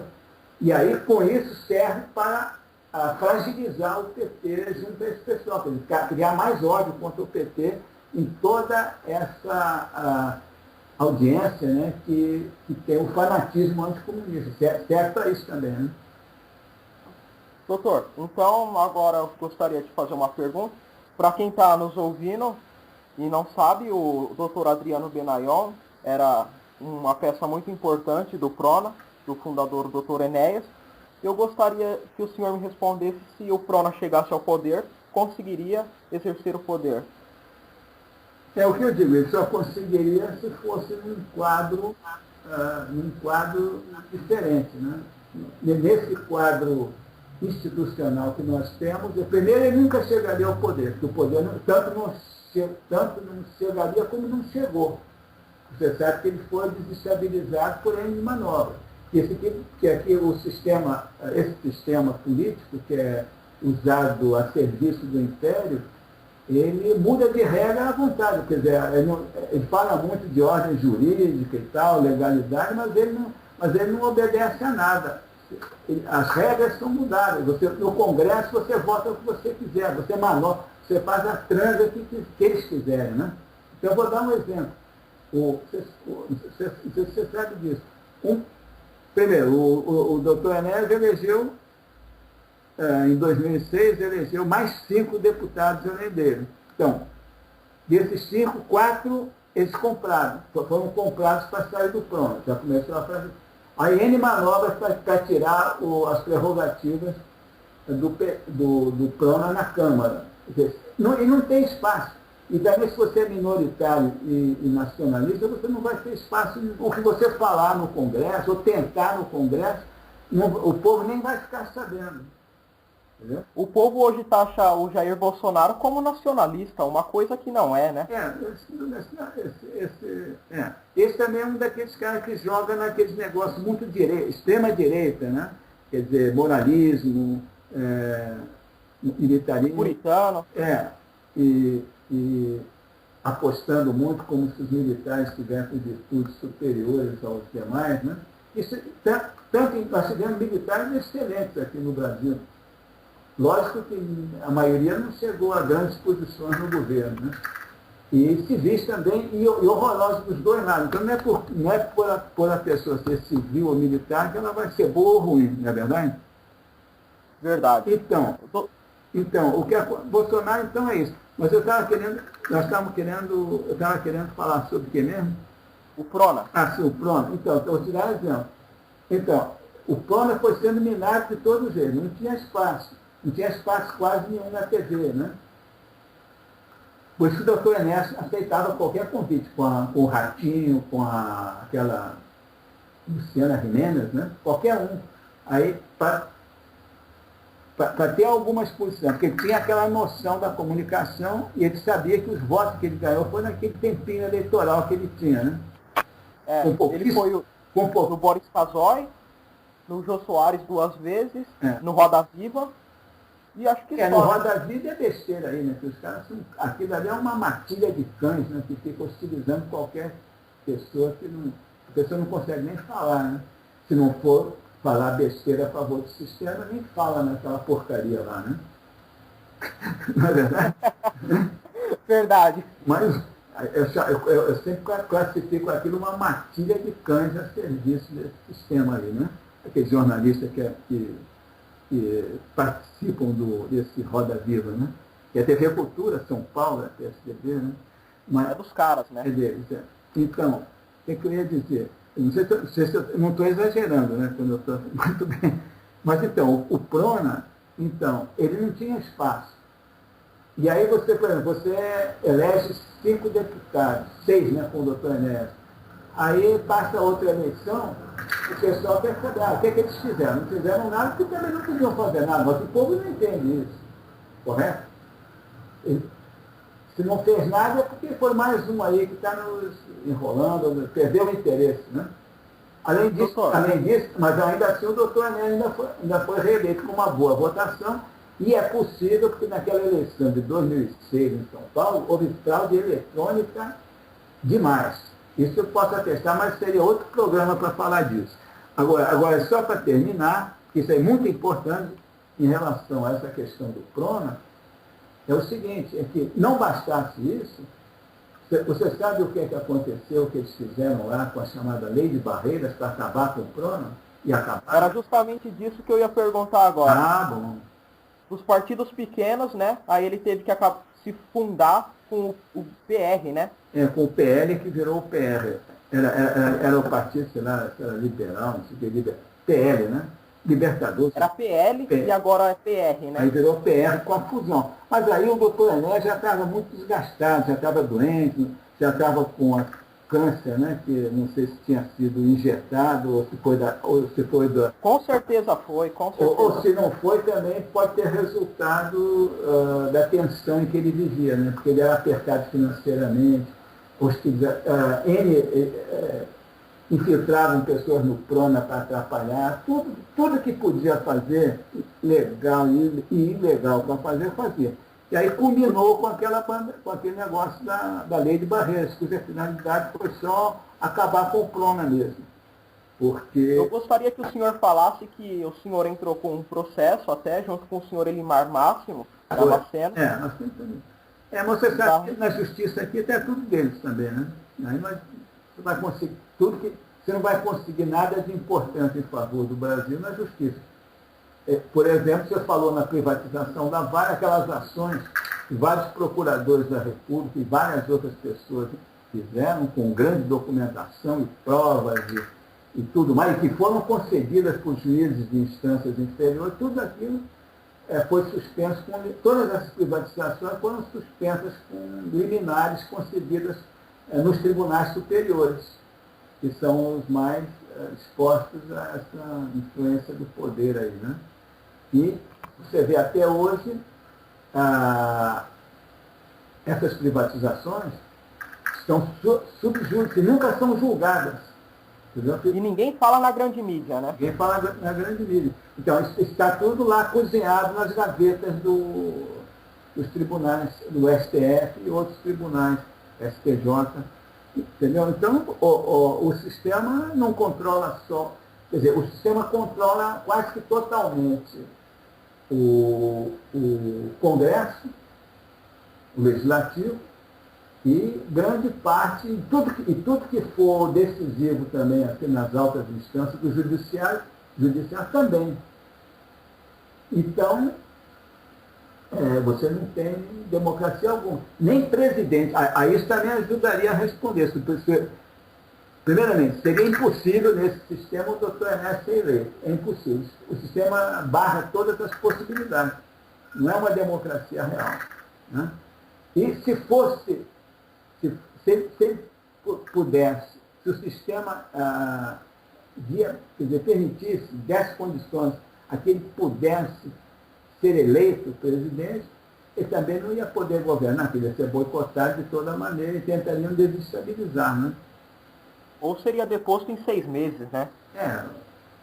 Bom, claro, a coisa mais fácil é você arrumar um pretexto qualquer no Congresso e botar um impeachment. Você pode fazer isso até em menos tempo, se quiser. Né?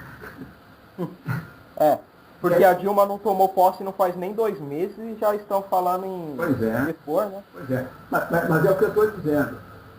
É que isso aí, o próprio Jânio Quadros, embora ele tivesse várias coisas que a gente não pode pôr muita fé em que ele tivesse um projeto nacionalista, ele fez uma tentativa que, mesmo que ele queria fazer, ele viu que não podia fazer. Então ele tentou fazer aquela jogada da renúncia para ganhar poder, porque ele sabia que como presidente, já naquela época, em que você não tinha em que o poder do dinheiro e todo esse atraso político que foi criado nesses últimos 60 e tantos anos, né? 50 e tantos anos da época dele, já naquela época ele não tinha a menor condição de governar se ele quisesse fazer coisas em defesa do país. Isso é um mal não só do Brasil, do Ocidente, como o senhor já mencionou. E a OTAN é o grande exército desses caras, né? Exatamente. Bom, e aqui na América do Sul, os Estados Unidos têm bases em todos os países que lindam com o Brasil também, só não na Argentina, não tenho certeza. Mas tem o maior aeroporto da América do Sul é no Paraguai, que é um país pequeno. Sabe? Porque aqui é uma base aérea dos Estados Unidos. Quando surge uma proposta nacionalista, igual um doutor, ele era médico também, governou o Paraguai naquela época, o Império reuniu o Brasil, a Argentina e o Uruguai para ir contra ele. É verdade, foi o primeiro país que tinha se industrializado na América do Sul, estava muito à frente do Brasil e de outros. Embora fosse um país menor e tal, mas estava se industrializando. É exatamente isso que o Império não gosta. Doutor, o senhor gostaria de fazer uma pergunta que eu não fiz? Ou algum comentário? Eu tenho a impressão que nós tivemos oportunidade de discutir bastante coisa, né? Sim, coisas importantes que não é vinculado na grande mídia. Eu creio que sim. Eu até gostaria de, se a gente um dia puder ter essa gravação ou uma transcrição dela, que serviria para trabalhos futuros, né? Sim, nós do canal Tradicionalista Clássico poderíamos fazer a transcrição dessa gravação e enviaríamos para o senhor via e-mail. Seria uma grande ajuda também, né? Porque a gente, tem muitas coisas a gente já expôs, mas cada vez a gente, principalmente assim numa entrevista falada, é interessante que a gente vai como é que chama, vai puxando a memória, ligando mais uma coisa com outra, né? Então sempre tem alguma coisa que possa ser aproveitada. Fica mais completo, né? Mais completo. Então eu gostaria de agradecer o senhor por participar dessa entrevista, que será publicada no YouTube e na página Canal Tradicionalista Clássico no Facebook. E eu enviaria o link para o senhor reassistir ela, e também iremos transcrever essa entrevista através de temas divididos. Pode ser? Ótimo, acho que é uma ótima ideia. Vai ser uma ajuda muito boa, eu fico bastante contente com isso. Inclusive, a profissão que eu escolhi foi de grande influência sua. Né? Com a sua profissão? Eu estudo economia. Estudo economia, né? Quer dizer, a minha risadazinha é porque realmente o que o pessoal ensina aí, né? Eu confesso o seguinte, né? Que eu estudei economia para ter o título de doutor em economia na Universidade de Hamburgo, na Alemanha, né? Mas aí eu tive que fazer mais ou menos trabalhar em grande parte de acordo com o que os professores queriam, né? Sobretudo o diretor de tese, né? Agora, depois é que eu fui estudar, ou seja, eu considero que só se deve entrar numa escola de economia ou fazer uma pós-graduação, ou lá o que seja, só para obter um título, né? Porque depois você tem que estudar por você, tem que pesquisar, né? Assim, porque a economia, a maioria dos economistas são pró-império, né? E é lógico, né, que as universidades do mundo vivem, principalmente as universidades mais famosas, que são lá naqueles países lá, a própria Alemanha, mas mais nos Estados Unidos, na Inglaterra, onde as universidades são, sobretudo, privadas, né? Elas dependem das doações. E quem tem a grana são as grandes empresas multinacionais, bancos, etc. Né?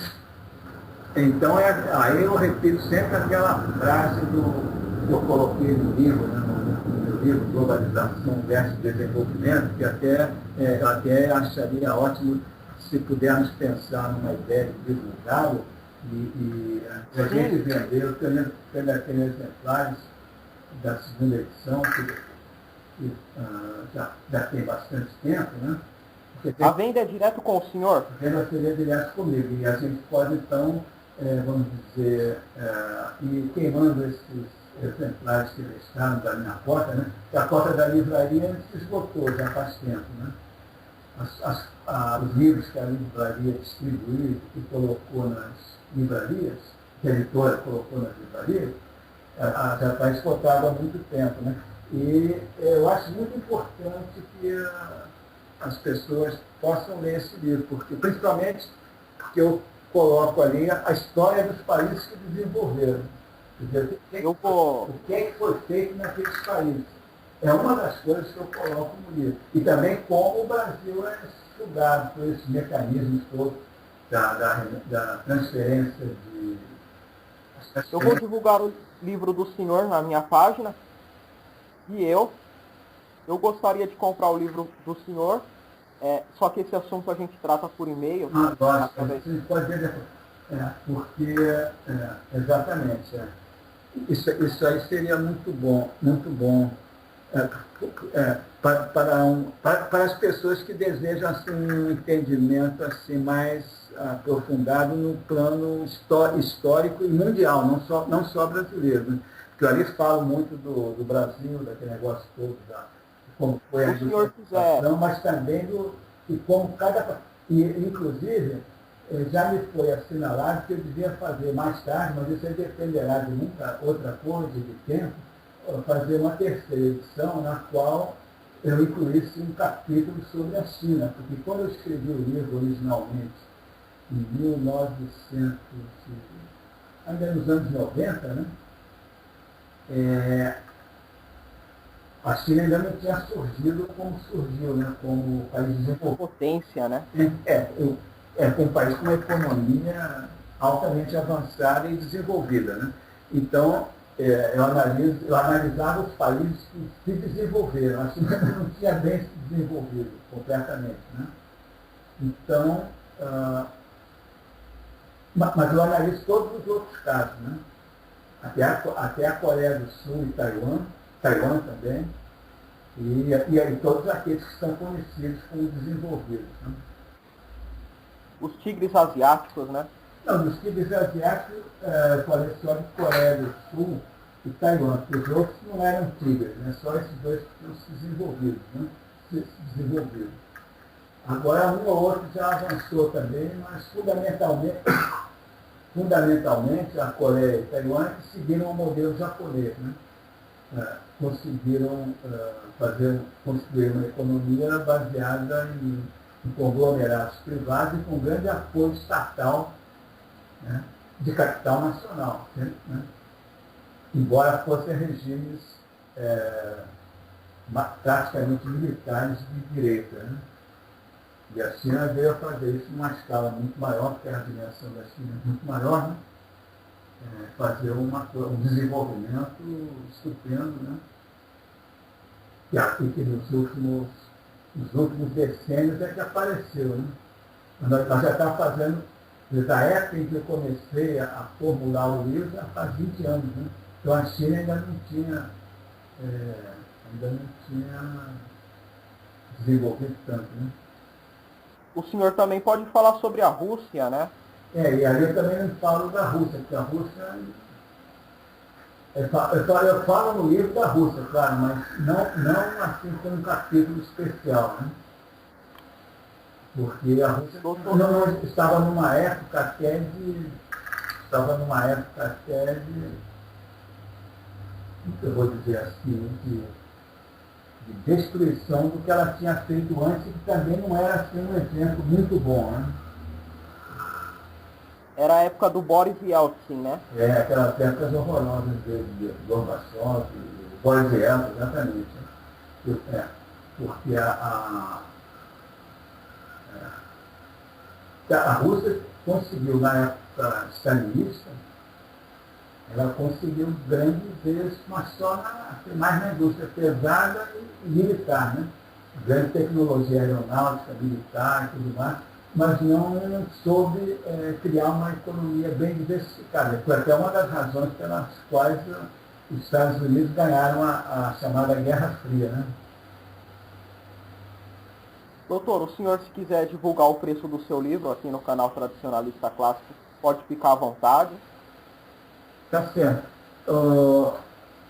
Esse livro, quer dizer, eu colocaria um preço assim, de custo nele de R$ 20. Agora, e a questão do frete, a gente pode ver se a gente conseguir mandar mais exemplares, baratear o frete. E quando eu recebo pedidos individuais, eu mando por correio como impresso, aí é mais uns R$ 5. As pessoas estão pagando, elas estão pagando R$ 30, que o preço do livro era 25, mas aí eu quero já facilitar a compra, então eu vou colocar o preço de custo de R$ 20, entendeu? Em vez dos 25 que eu tenho pedido ao pessoal que me encomenda livro pelo e-mail. Né? Doutor, eu gostaria então de fazer uma encomenda do seu livro e também gostaria de pedir para o senhor se tem ainda como comprar os livros do senhor Bautista Vidal e do Dr. Enéas. Olha, os livros do Bautista Vidal eu tentei recuperar, mas eu não consegui, sabe? Eu mesmo fiquei com poucos livros do Dr. Bautista, porque eu tive umas mudanças aí, e cada mudança que você faz escrevia alguma coisa, né? E aí nós tínhamos aquele Instituto do Sol, né? E ele era o presidente, eu era o vice-presidente. E por lá a gente vendia livros, mas depois esse instituto foi liquidado, ficou meio paralisado, e aí eu não consegui recuperar esses livros dele. A gente vendia por lá. Realmente, aí no caso do livro do professor Bautista, a gente teria que ver se sobrou alguma coisa das editoras, teríamos que fazer uma pesquisa. Né? É incrível, né? Que eu mesmo fiquei sem a maior parte, tem só uns 2 ou 3 livros só aqui na minha biblioteca. Eu tinha mais, né? Doutor, eu gostaria de agradecer a presença do senhor aqui. Hoje não deu para ser um hangout, né? Não deu, mas eu acho que foi muito bom. E agradeço muito esse seu empenho e tudo isso. Tá certo? Então, foi uma boa oportunidade. Cada ocasião dessas, a gente reflete mais sobre essas coisas, né? Então, movimenta aqui bastante, né? É bom, né?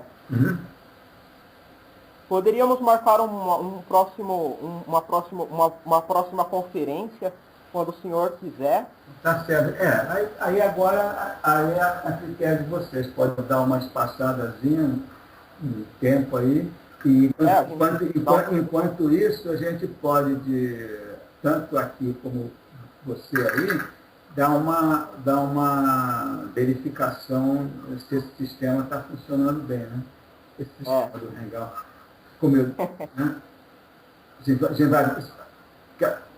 Que aí a gente informa, a infraestrutura aqui está pronta. Quando quiser marcar para depois, a gente marca.